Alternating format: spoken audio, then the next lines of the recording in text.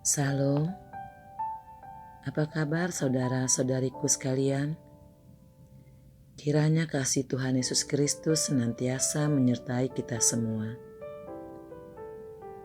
Sebelum kita sambut sapaan firman Tuhan pada hari ini, marilah kita saat teduh sejenak.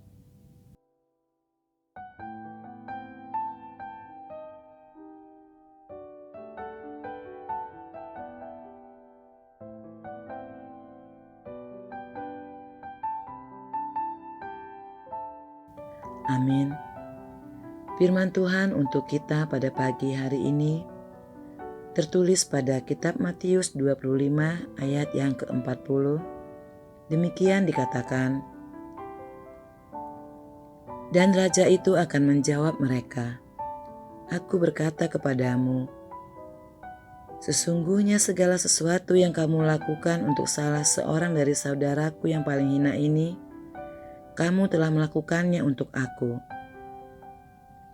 Adapun judul renungan adalah Saudaraku yang paling hina.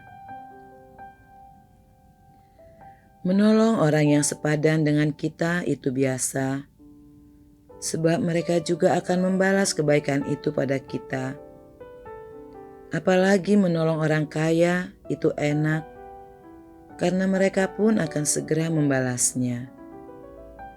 Tetapi menolong orang yang paling hina adalah perbuatan yang mulia, sebab mereka kesulitan membalas budi baik kita.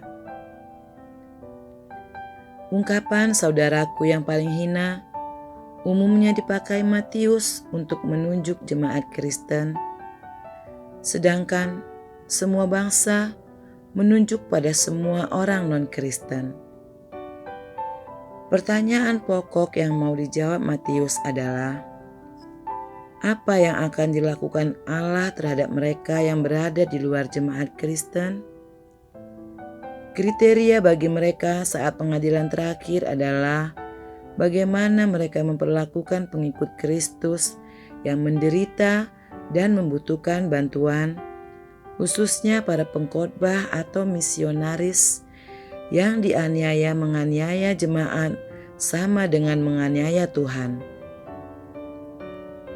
Dengan perumpamaan ini, kita semua terhibur dan mendapat wawasan baru.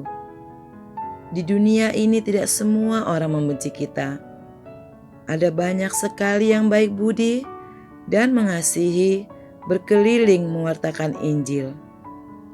Lebih lagi di sini Yesus menyamakan dirinya dengan mereka yang paling kecil. Hal yang sama dia katakan saat pertobatan Saulus di jalan menuju Damaskus.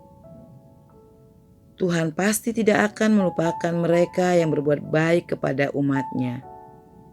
Di lain pihak, para pembenci dan penganiaya jemaat akan mendapat penghakiman yang setimpal. Kalau keadilan tidak ditegakkan di dunia ini, masih ada Sang Hakim Agung yang akan mengadili mereka. Gayaka sastra apokaliptik mengatakan, pengenalan utuh akan anak manusia baru terjadi pada akhir zaman. Di mana dia bersembunyi selama ini? Banyak orang tidak melihatnya, sebab dia biasanya lebih sering dikaitkan dengan semua yang serba maha. Maha besar, maha mulia, maha kuasa, dan sebagainya. Ternyata dia berkenan dijumpai dalam diri orang-orang kecil dan sederhana, yakni mereka yang lapar, haus, telanjang, dalam penjara, dan sebagainya. Apa makna inspirasi dari melakukan segala sesuatu kepada orang paling hina? Segala sesuatu yang kita lakukan untuk sesama kita yang paling hina sekalipun, ternyata hal itu kita lakukan bagi Tuhan.